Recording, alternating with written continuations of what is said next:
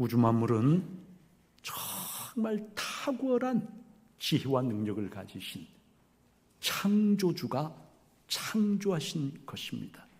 우리가 이 세상을 보면 알 수가 있어요. 모든 피조물 정말 작은 것 하나하나에도 놀라운 지혜, 놀라운 신비가 깃들어 있는데, 여러분, 이것이 그냥 우연히 이렇게 존재하게 됐다, 이것처럼 비합리적이고 어리석은 그런 생각은 없습니다. 하나님이 이 모든 만물을 창조하신 창조의 주인이시다. 여러분, 이것이 바로 성경이 선포하는 대전제이고, 그리고 우리 그리스도인이 가진 모든 믿음의 뿌리, 가장 근본적인 신앙 고백이라는 것이죠. 오늘 성경 말씀은 우리에게 하나님이 창조하신 이 세상이 얼마나 아름답고 얼마나 경이롭고 얼마나 놀라운 세상인가를 우리에게 말씀해 주십니다. 하나님의 지혜와 권능으로 충만한 그러한 세상이에요. 길가에 피어있는 이름 없는 작은 꽃 하나에조차 여러분, 우리가 헤아릴 수 없는 신비가 그 안에 담겨 있어요. 창세기 1장에는 하나님이 보시기에 좋았더라 라고 하는 말씀이 6차례나 나옵니다. 마지막 31절에는 하나님이 지으신 그 모든 것을 보시니 보시기에 심히 좋았더라 말씀을 합니다. 31절 말씀은 하나님의 엿새에 걸친 창조의 총체적인 결론이죠. 결론이 뭐예요? 하나님 보시기에 심히 너무 좋았다라고 하는 것이 여러분 엿새에 걸친 창조의 결론입니다. 그런데 이 31절 말씀, 여러분 원어로는 힌네 토브 메오드라고 하는 말인데, 힌네 토브 메오드. 여러분, 이 말씀을 원어의 그러한 그 느낌을 살려서 번역하면 힌네는 look 또는 behold, 보라, 그런 말. 보라, 토브 메오드. 메오드는 심히, 대단히, 그런 말. 보라, 심히 좋구나. 보라, 정말 좋구나. 여러분, 이런 감탄문이에요. 하나님 보시기에 심히 좋았단 밋밋한 서술문이 아니라 look, 하나님이 보시고 wonderful, 놀랍구나, 너무 놀랍구나, 하나님이 감탄하시는 감탄문으로 되어 있는 것이 31절 말씀이에요. 여러분, 모든 것이 하나님이 계획하신 그대로, 하나님의 목적 그대로 100% 부합해서 만들어진 세상. 그래서 하나님이 더할 나위 없는 만족과 기쁨을 표현하신 세상, 그것이 바로 여러분 우리가 살고 있는 이 세상입니다. 이 세상은 하나님의 지혜와 권능이 만물 속에 속속들이 깃들어 있는 하나님의 영광으로 충만한 하나님이 스스로 감탄하신 뭐냐면 하나님의 예술 작품이에요. 다섯째 날 하나님은 물과 하늘과 땅에 사는 다양한 종류의 생명체들을 창조하셨습니다. 생물이라고 하는 말이 20절, 21절, 24절 세 번이 나오는데, 이 말 여러분 히브리어로 네페시 하야라고 하는 말입니다. 생물, 네페시 하야. 네페시 하야라고 하는 이 말은 문자적으로 번역을 하면 숨을 쉬며 살아있는 존재라는 뜻이에요. 네페시 하야는 숨을 쉬는 살아있는 존재. 여러분, 네페시 하야, 생명이라고 하는 것은 참으로 경이로운 것이죠. 생명 현상. 여러분, 우주가 광대무변하고 놀라운 신비로 가득 차 있기는 하지만, 그러나 이 우주는 생명은 아닙니다. 네페시 하야, 숨을 쉬고 살아있는 그런 존재는 아니에요. 그런데 여러분, 이 황량하고 삭막한 우주 가운데 여러분 지구야말로 하나님이 창조하신 다양한 생명체들로 가득 차 있는 참으로 경이롭기 짝이 없는 그런 행성이 바로 이 지구입니다. 하나님은 물리적인 우주를 넘어서서 네페시하야, 숨을 쉬며 살아있는 생명을 창조하신 분이세요. 여러분, 생명의 신비를 아무리 과학이 발달해도 다 풀 수 없어요. 하나님이 생명을 창조하신 분이시고, 그리고 하나님은 모든 생명의 주인이십니다.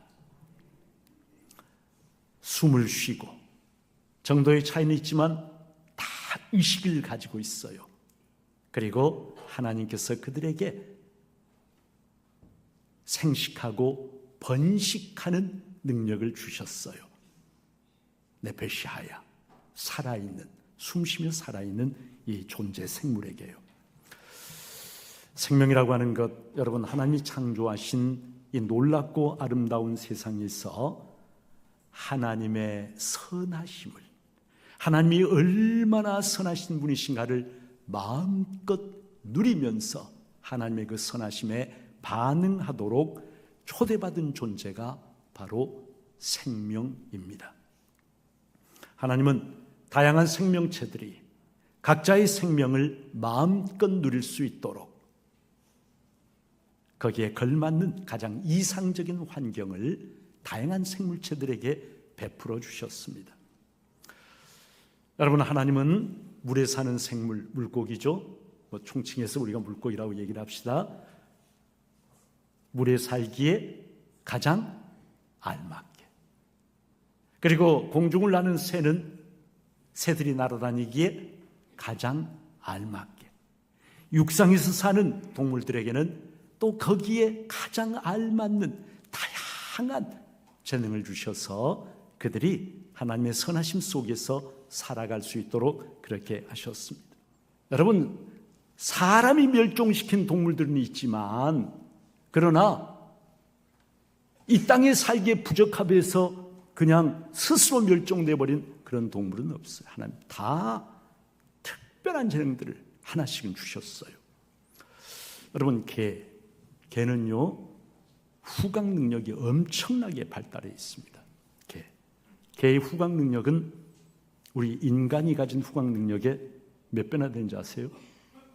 10,000배요. 10,000배. 100배가 아니에요. 100배면 대단한 건데 100배가 아니라 10,000배. 여러분, 후각 능력이 탁월한 개는요, 여기서 10km 바깥에 있는 저기 완주 어디에 있는 냄새를 맡아요. 그럴 정도로 탁월한 후각 능력을 가지고 있어요.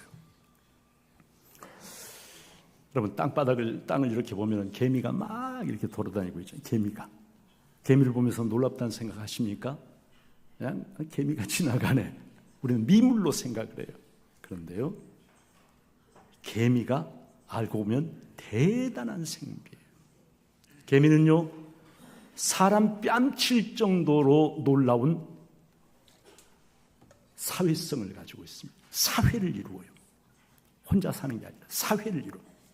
그리고 철저한 질서, 다 개미 사회 안에 무질서한 게 아니라 질서가 딱 정해져요.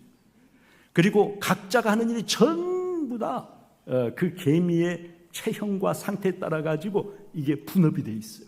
개미처럼 분업이 잘 돼 있는 그런 동물도 별로 없어요. 그리고 딱 분업을 하고 나서 또 함께 협업을 합니다. 같이 일을 해요. 그래서 여러분, 보모, 애기들 봐주는, 새끼 개미들 봐주는 보모도 있고요. 보모, 운송병, 건축가, 개미 집을 짓는.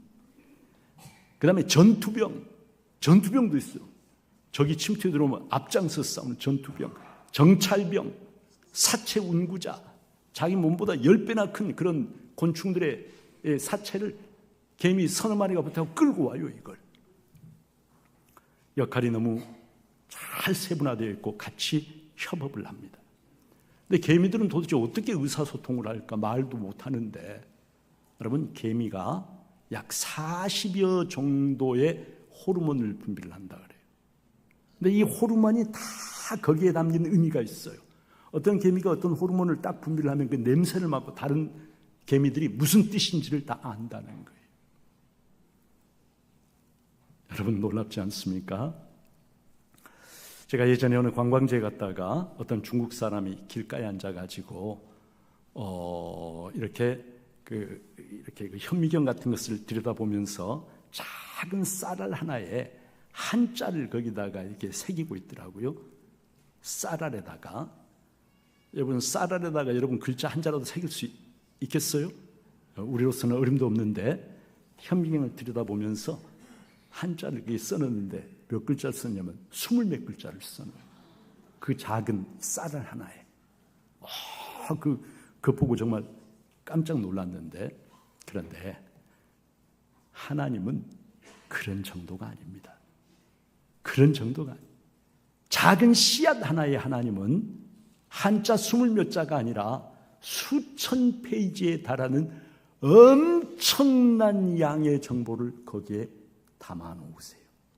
작은 꽃씨 하나, 여러분, 그 꽃씨 하나에 하나님의 모든 지혜가 담겨 있고, 그 꽃씨 하나에 어떤 조건이 되면 발화를 할 것인지, 어떻게 꽃을 피울 것인지, 어떤 열매를 맺을 것인지, 열매의 크기와 색깔과 냄새와 형태, 이 모든 것들이 여러분 그 작은 꽃이 하나에 다 들어있어요. 정확하게 때가 되면은 그 꽃씨가 꽃을 피웁니다. 여러분, 눈에 보이지도 않는 인간의 작은 정자, 그 안에 그 사람의 여러분 모든 정보가 다 들어가 있어요. 눈썹은 어떻게, 코는 어떤 형태, 피부 색깔은 뭐, 머리카락은 직모인지 곱슬머리인지, 귀는 어느 정도 어디에 달리고, 성격은 대강 어떤 형태고, 모든 정보, 수천 페이지, 수만 페이지에 걸쳐 써도 부족할 정도의 엄청난 정보를 하나님은 눈에 보이지도 않는 정자 하나에다 다 담아 놓으신 거예요. 여러분, 동물원에 가서 얼룩말을 보면은 얼룩말의 무늬가 다 똑같아 보이잖아요. 그런데 이 세상에 똑같은 무늬를 가진 얼룩말은 한 마리도 없어요. 다 다르다고 그래요. 그리고 어미가 어떻게 지 새끼를 알아보느냐면 무늬를 보고 알아요. 무늬를 보고. 여러분, 이런 놀라운 세상, 그리고 생명을 창조하시고 22절에 보면 하나님께서 그들에게 복을 주셨다 말씀합니다. 복을 주셨다. 성경에서 복이란 말이 여기에 처음으로 나와요. 복을 주다라고 하는 이 히브리어 동사는 뭐냐면 바라크라고 하는 말입니다. 바라크가 복을 주다. 영어로 하자면 bless. 근데 히브리어로 복이라고 하는 명사가 있어요. 복. 히브리어로 복을 명사 복을 뭐라고 할까요? 여러분이 다 알고 계시는데 우리 찬양대원들 복을 뭐라고 할까요? 우리 찬양대원들은 알아야 되는데 브라카. 브라카실에서 다 찬양 연습하시면서 브라카가 뭔지도 모르고 그냥 브라카. 바라크나 브라카나 여러분 자음은 똑같아요. 모음만 조금 달라. 모음만. 그런데 복을 주다, 바라크라고 하는 이 말의 가장 기본적인 의미는 좋은 말을 한다, 그런 말이에요. 상대방에게 좋은 말을 한다. 그런데 이 바라크, 복을 준단 말이 구체적으로 어떤 뜻일까? 여러분, 우리가 이것을 잘 알아야 합니다. 바로 알아야 합니다. 우리는 복을 준다, 또 복 받는다라고 하면은 금방 머릿속에 떠오르는 것이 뭐냐면 물질적인 거예요. 물질적인 풍요, 그리고 성공, 건강, 이런 것들을 금방 우리의 마음속에 떠올립니다. 그런데 성경에서 바라크, 복을 주다라고 할 때 여러분 그 말은 그런 물질적인 것을 가리키는 말이 아닙니다. 22절에 복을 준다라고 하는 이 말은 여러분 바로 앞에 하나님 보시기에 좋았다, 토브라고 하는 말과 내용상 긴밀하게 연관이 되어 있습니다. 성경이 말씀하시는 진정한 복은 우리가 생각하는 물질적인 풍요나 성공을 가리키는 것이 아니라 토브, 하나님이 보시기에 좋은, 하나님의 마음에 흡족한, 여러분 바로 그 상태가, 그 상태에 거하는 것, 그 상태가 지속되는 것, 그것이 바로 진짜 복이에요. 그래서 하나님께서 보시기에 보기에 참 좋구나, 그래 너는 그 상태로 계속 있거라. 여러분 이것이 바로 복을 준다라고 하는 말의 의미인 거예요. 여러분 성경이 이야기하는 복은 하나님이 기뻐하시는 그 상태, 하나님이 좋게 여기시는 그 자리, 피조물인 내가, 우리 피조물이 바로 그런 상태, 그 자리를 잘 지키는 것이 뭐냐면은 바로 복이라고 하는 것입니다.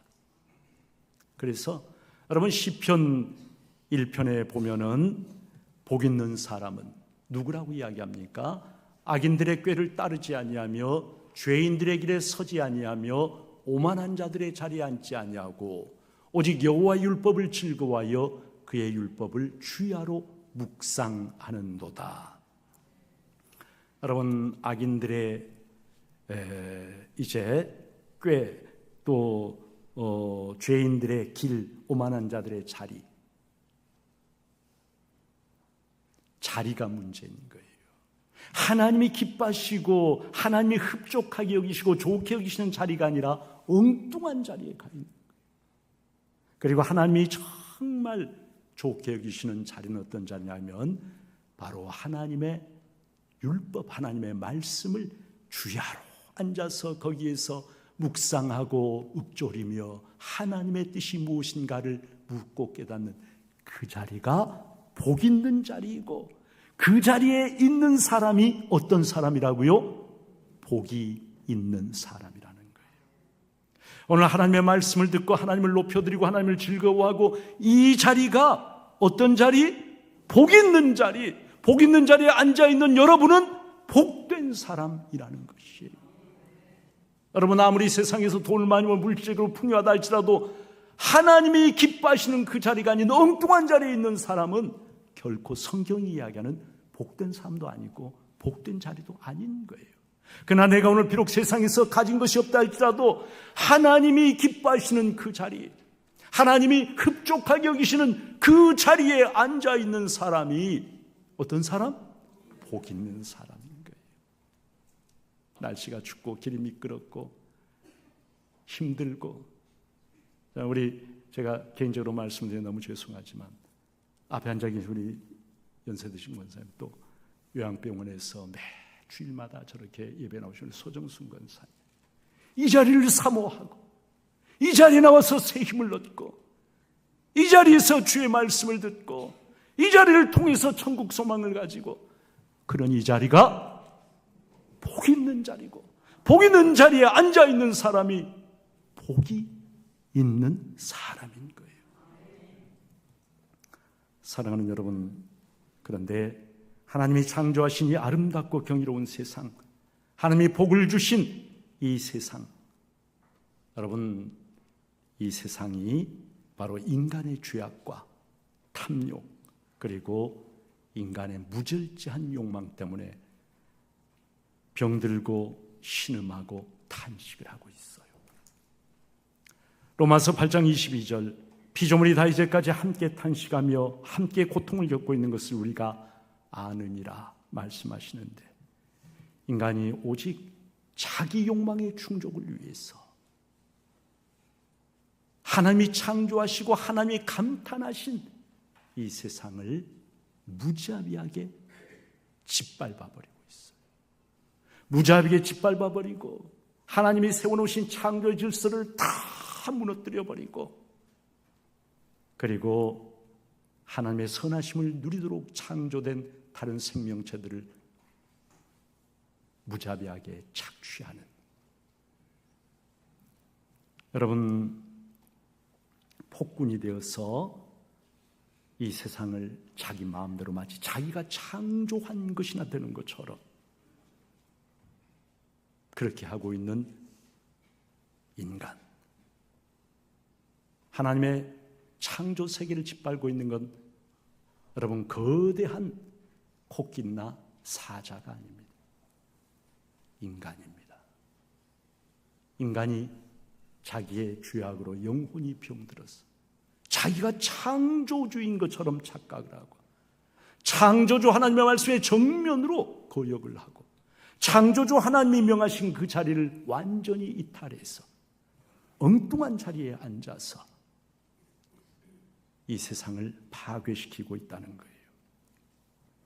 우리가 배출한 공해물질이 대기를 오염시키고, 하나님이 지구를 부드럽게 감싸고 태양의 자외선을 차단해 준 오존층을 우리가 파괴시키고, 오존층에 구멍이 뻥뻥 뚫려 있어. 물을 오염시키고 땅을 오염시키고 있어. 우리가 배출한 탄소가스 때문에 지구 온난화가 계속되고, 그리고 거의 재앙 수준의 기상이변이 지금 계속 일어나고 있어요. 인간만이 이 땅에서 여러분 쓰레기를 배출하는 유일한 존재입니다. 그리고 우리가 배출한 쓰레기가 땅과 하늘과 바다를 병들게 하고 있습니다. 인간이 자기의 편의를 위해서 만든 플라스틱, 이 플라스틱이 완전히 분해되려고 하면 수백 년이 걸려요. 다 분해가 되지 않은 미세 플라스틱들, 여러분 이것들이 지금 대기 중에 육상 생태계, 해양 생태계 생물들 속에 깊이 지금 침투해 있어요. 이 미세 플라스틱이 다시 또 우리 몸속으로 들어오게 되는 거예요. 썩지 않는 쓰레기들 때문에 지구가 몸살을 앓고 있고요. 여러분, 하나님이 창조하시고 감탄하신 힌네토 메오드, 보라 너무 좋구나 감탄하신 이 세상을 인간이 짓밟고 파괴하고 무질서하게 무너뜨리고, 생각해보면 이것은 너무나 무서운, 창조주를 거스리는 무서운 죄라고 하는 사실을 우리는 기억을 해야 돼요. 이 땅은 짓밟고 아무렇게나 살아도 좋은 그런 땅이 아니에요. 하나님이 주인이신 땅이에요. 하나님이 창조하신 세상에서 우리가 가져야 할 마땅한 모습은 교만과 탐욕이 아닙니다. 도리어 하나님 앞에서 겸손이에요.